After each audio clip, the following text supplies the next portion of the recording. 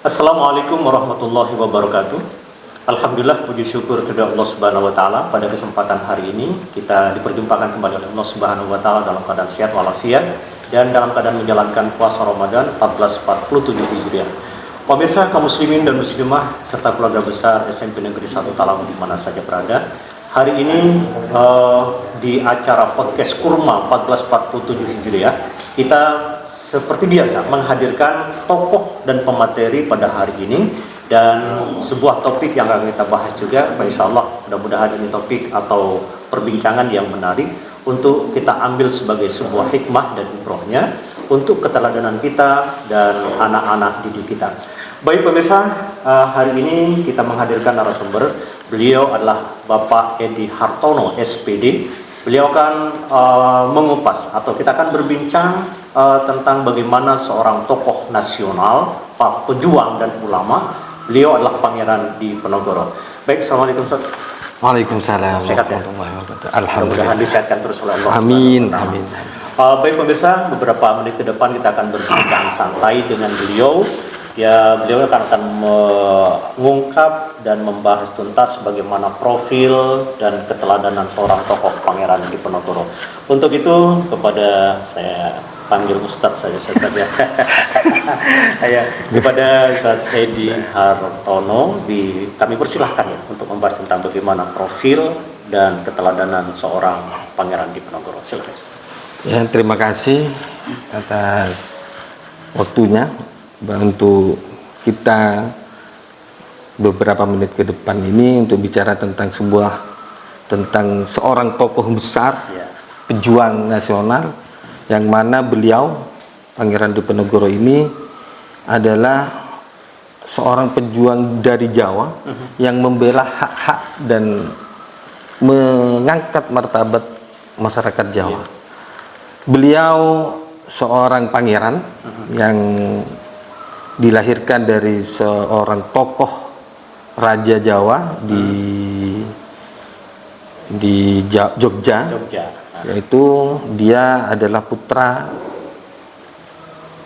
dari Sultan Hamengkubuwono III. Dia lahir pada tanggal 11 November 1785. Dia walaupun dia dilahirkan dari seorang raja, tapi kehidupan beliau Pangeran Diponegoro itu sangat sederhana, dan beliau mempunyai nama yang sebenarnya itu adalah Raden Mas Mustahar.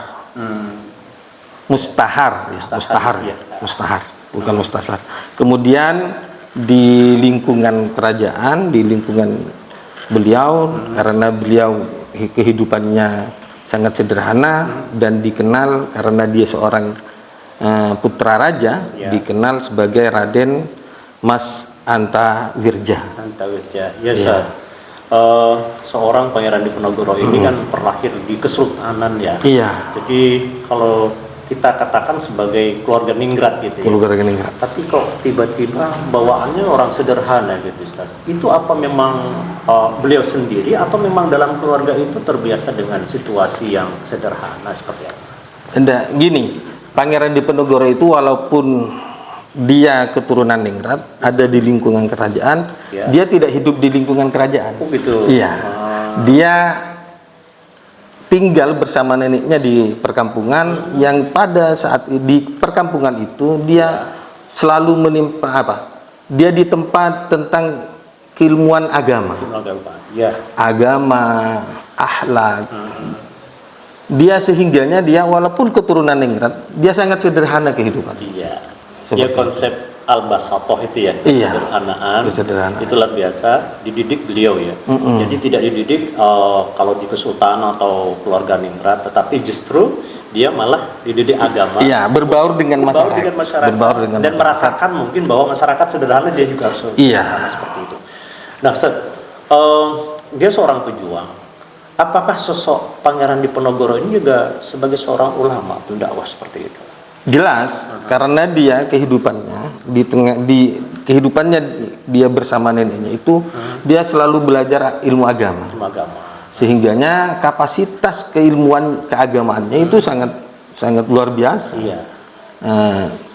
Sehingganya dia walaupun sebagai tokoh besar perjuangan, dia sebagai tokoh agama juga. Iya. Sehingganya dia dikatakan ulama. Iya. Seperti itu. Oke. Dari sisi satunya sebagai seorang ulama, dia seorang ulama yang sederhana. Nah, kemudian kita kenal beliau sebagai tokoh pejuang nasional.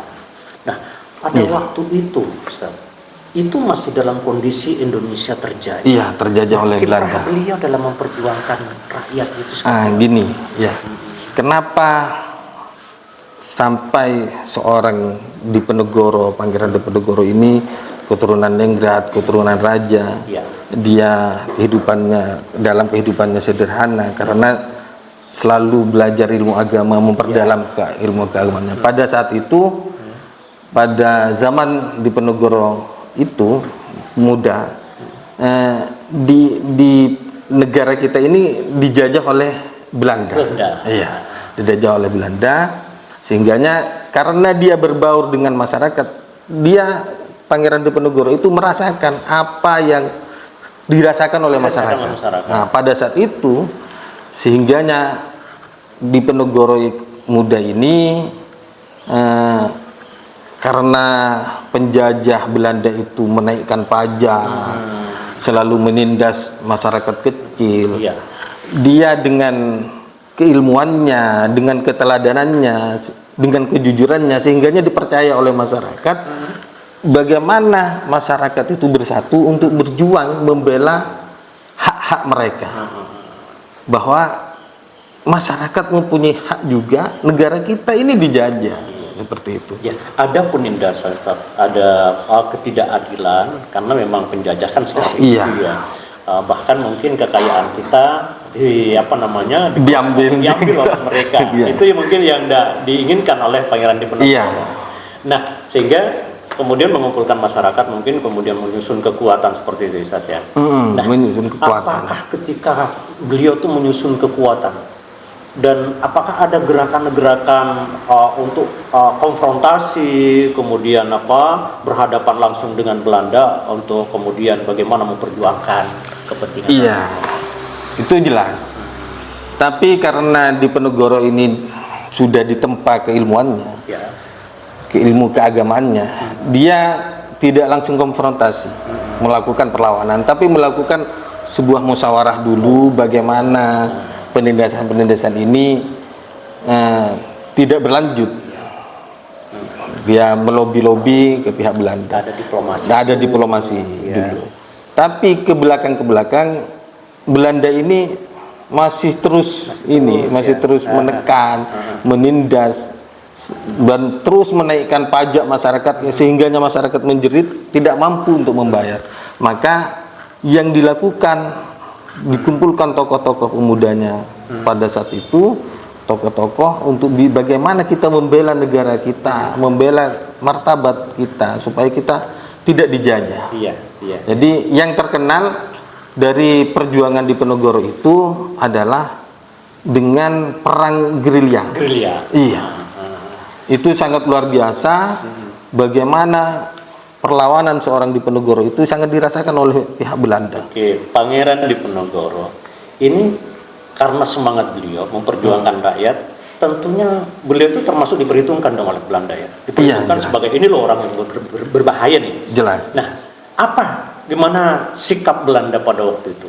Dengan melihat bagaimana sosok dan figur seorang Pangeran Diponegoro, apakah pada waktu itu memang sasaran utamanya Pangeran Diponegoro untuk ditangkap atau kemudian?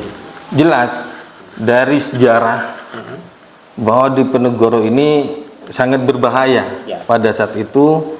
Bagaimana keberlangsungan kepemimpinan Belanda ketika menjajah di Indonesia.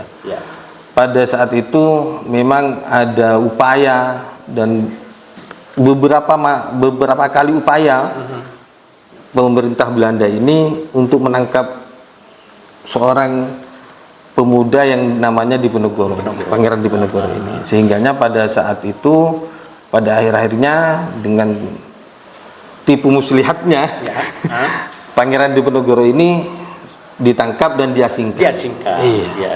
Itu sempat diasingkan di mana? Kalau tidak salah di Sulawesi. Sulawesi, ya. Kalau tidak Oh salah. iya, saya Di ingat Sulawesi. sekarang Ustaz, di Sulawesi itu memang ada makam beliau ya, Pangeran Diponegoro. Sempat pernah ziarah pernah. Nah, ya saya baru teringat lagi. Pernah ziarah. Pernah. Jadi Pangeran Diponegoro memang saya juga kok heran saya kok sampai di sini. Oh, Ternyata diasingkan ke sana. Diasingkan, ya. Masya Allah. Baik Ustaz, perjuangan Pangeran Diponegoro luar biasa, sosok beliau seorang ulama. Baik, kira-kira dari perjalanan dan sirah Pangeran Diponegoro ini, keteladanan apa sih yang bisa kita contoh dari beliau dari awal mungkin sampai kemudian beliau memperjuangkan bagaimana negara ini rakyat bisa merdeka.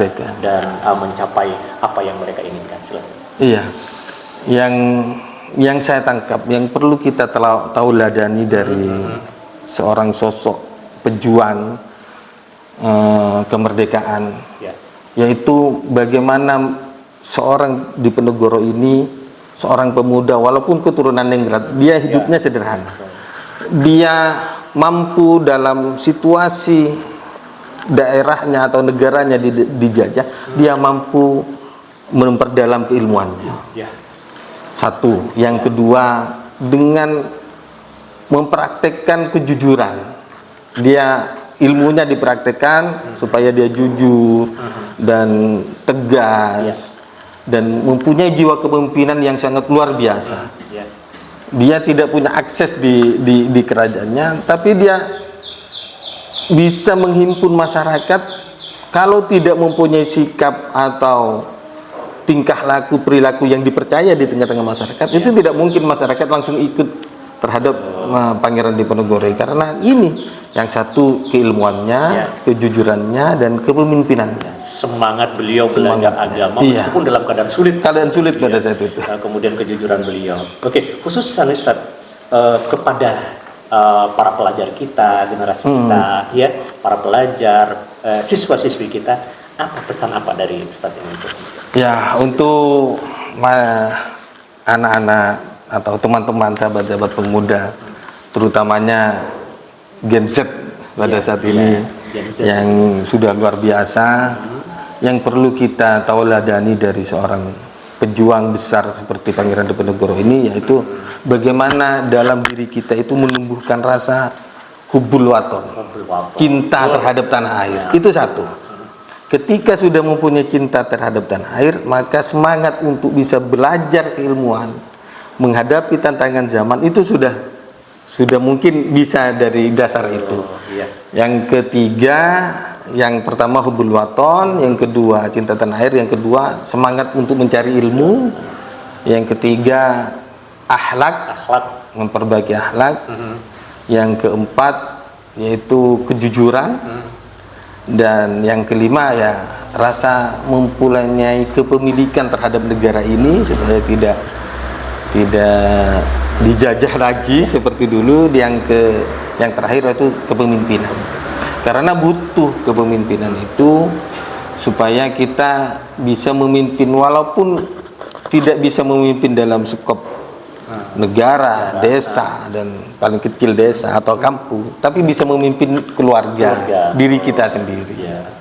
Baik, terima kasih Ustaz. Baik pemirsa, kaum muslimin dan muslimah dan seluruh keluarga besar SMP Negeri 1 Talamun, demikian perbincangan kita nyantai, tetapi insya Allah ngena.